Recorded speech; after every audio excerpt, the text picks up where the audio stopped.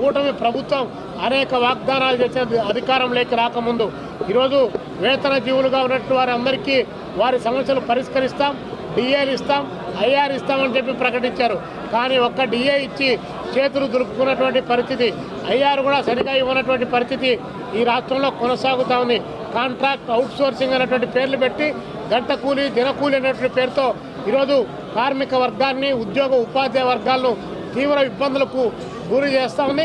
మరొక వైపున 14 గంటల పని విధానాన్ని కొనసాగిస్తామని చెప్పేసి కేంద్రంలో ఉన్నటువంటి ఎన్డీఏ గవర్నమెంట్ నరేంద్ర మోడీ గారు ఏదైతే కార్మిక వ్యతిరేక విధానాలకు పాల్పడుతున్నారో అదే విధానాలను ఈ రాష్ట్రంలో కూటమి ప్రభుత్వం కూడా కార్మిక వ్యతిరేక చర్యలకు పూనుకుంటోంది. ఇత్యాది అంశాలపైన భూ కబ్జాల పేరుతో విపరీతంగా భూ కబ్జాలు జరుగుతూ ఉన్నాయి.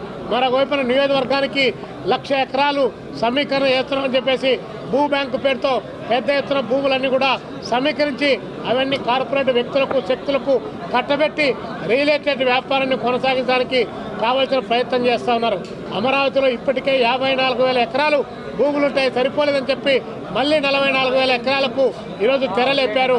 ఈరోజు అలా భూములన్నీ 1,00,000 ఎకరాలు 3 పంటలు పండేటువంటి భూములను ప్రభుత్వం తీసుకొని కార్పొరేట్ వ్యక్తులకు అప్పగించడం ద్వారా రేపు ఆహార కొరత ఏర్పడే ప్రమాదం కూడా ఈ రాష్ట్రంలో నెలకొంది. ఒకవైపున ఎయిర్పోర్ట్లు ఉన్నప్పటికీ ఆ ఎయిర్పోర్ట్లు సక్రమంగా నడవలేకపోతుంటే జిల్లాకు 1-2 ఎయిర్పోర్ట్లు అని చెప్పి ప్రకటిస్తున్నారు.